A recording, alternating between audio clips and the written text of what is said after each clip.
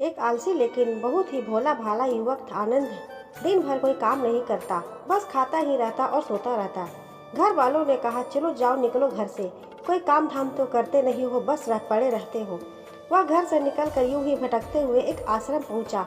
वहां उसने देखा कि एक गुरु जी हैं। उनके शिष्य कोई काम नहीं करते, बस मंदिर की पूजा करते हैं। उसने मन में सोचा यह बढ़िया है, कोई काम धाम तो नहीं, बस पूजा ही तो करना है। गुरु जी के पास जाकर पूछा क्या मैं यहाँ रह सकता हूँ? गुरु जी बोले हाँ क्यों नहीं, लेकिन मैं कोई काम नहीं कर सकता हूँ गुरु जी। कोई काम नहीं करना है, बस पूजा करनी होगी। आनंद ठीक है, वह तो मैं कर ही लूँगा। अब आनंद महाराज आश्रम में रहने लगे। ना कोई काम ना कोई धाम, बस सारा दिन खाते रहो और प्रभु भक्ति में भजन गाते रहो। महीना भर हो गया, फिर एक दिन आई एकादशी। उसने रसोई में जाकर देखा खाने की तैयारी नहीं थी।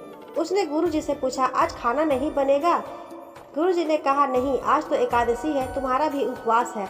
उसने कहा नहीं, अगर हमने उपवास कर लिया तो कल का दिन ही नहीं देख पाएंगे। हम तो नहीं कर सकते उपवास, हमें तो भूख लगती है। आपने पहले क्यों नहीं बताया? गुरु जी ने कहा ठीक है तुम ना करो उपवास, पर खाना भी तुम्हारे लिए कोई और नहीं बनाएगा, तुम खुद बना लो।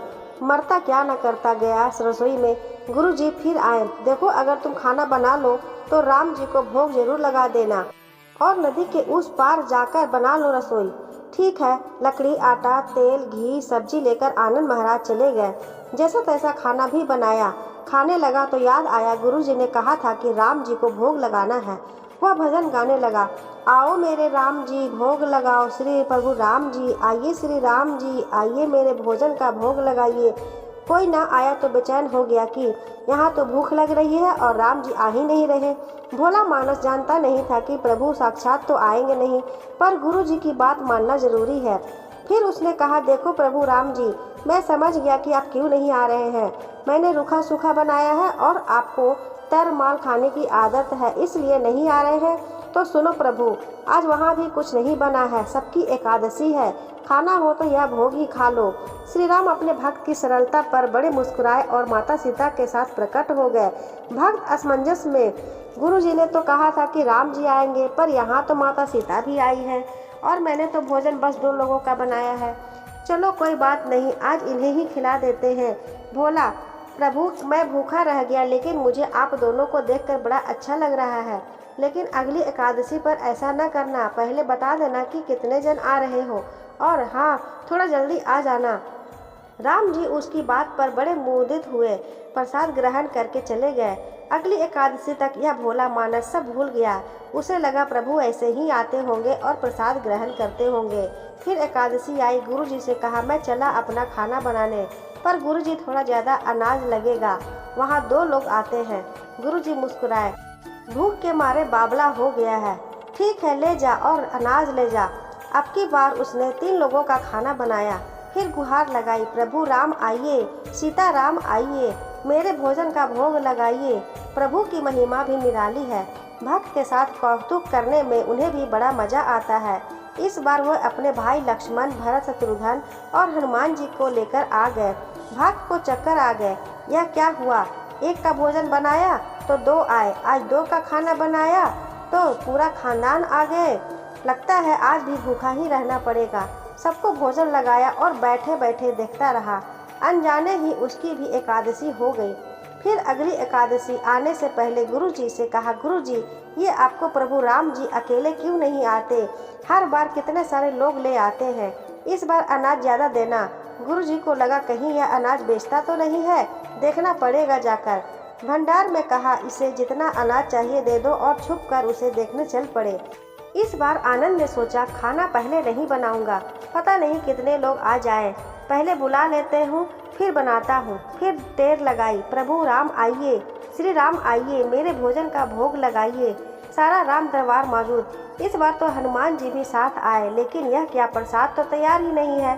भक्त ठहरा भोला भाला, बोला प्रभु इस बार मैंने खाना नहीं बनाया। प्रभु ने पूछा क्यों? बोला मुझे मिलेगा तो ही नहीं, क्या बहदा बनाने का, आप ही बना लो और खुद ही खा लो। राम जी मुस्कुराए। सीता माता भी गदगद हो गई उसके मासूम जवाब से। लक्ष्मण जी बोले क्या करे प्रभु, प्रभु बोले, भक्त की इच्छा है पूरी तो करनी पड़ेगी, चलो लग जाओ काम से। लक्ष्मण जी ने लकड़ी उठाई, माता सीता आटा सानने लगी। भक्त एक तरफ बैठकर देखता रहा। माता सीता रसोई बना रही थी और कई ऋषि मुनि यज्ञ गंधर्व प्रसाद लेने आने लगे। इधर गुरुजी ने देखा कि खाना तो बना ही नहीं। भक्त एक कोने में बैठा है। पूछा, बेटा क्या बात है, खाना क्यों नहीं बनाया? बोला, अच्छा किया गुरुजी आप आ गए, देखिए कितने लोग आते हैं प्रभु के साथ। गुरुजी बोले, मुझे तो कुछ नहीं दिख रहा तुम्हारे और अनाज के सिवा। भक्त ने माथा पकड़ लिया। एक तो इतनी मेहनत करवाते हैं, प्रभु भूखा भी रखते हैं और ऊपर से गुरुजी को दिख भी नहीं रहे हैं, यह और भी बड़ी मुसीबत है। प्रभु से कहा, आप गुरुजी को क्यों नहीं दिख रहे? प्रभु बोले, मैं उन्हें नहीं दिख सकता। क्यों? वह तो बड़े पंडित हैं, ज्ञानी है, विद्वान है, उन्हें तो बहुत कुछ आता है, उनको क्यों नहीं दिखते आप? प्रभु बोले, माना कि उनको सब कुछ आता है पर वो सरल नहीं है तुम्हारी तरह, इसलिए उनको नहीं दिख सकता। आनंद ने गुरुजी से कहा, गुरुजी प्रभु कह रहे हैं कि आप सरल नहीं हैं, इसलिए आपको नहीं दिखेंगे। गुरुजी रोने लगे, वाकई मैं सब कुछ पाया पर सरलता नहीं पा सका तुम्हारी तरह, और प्रभु तो मन की सरलता से ही मिलते हैं। प्रभु प्रकट हो गए और गुरुजी को भी दर्शन दिए। इस तरह एक भक्त के कहने पर प्रभु ने रसोई भी बनाई। तो दोस्तों, कैसी लगी आपको भक्त और भगवान की एक अनोखी कहानी? अगर आपको यह कहानी अच्छी लगी हो तो वीडियो को लाइक करें, अपने दोस्तों के साथ शेयर करें और चैनल पर नए हैं तो चैनल को सब्सक्राइब जरूर करें। बेल आइकन को प्रेस करें ताकि जब भी मैं कोई नई वीडियो डालूं नोटिफिकेशन आपको पहले मिल जाए। तो मिलती हूँ एक और ऐसी ही नई कहानी के साथ, तब तक के लिए धन्यवाद।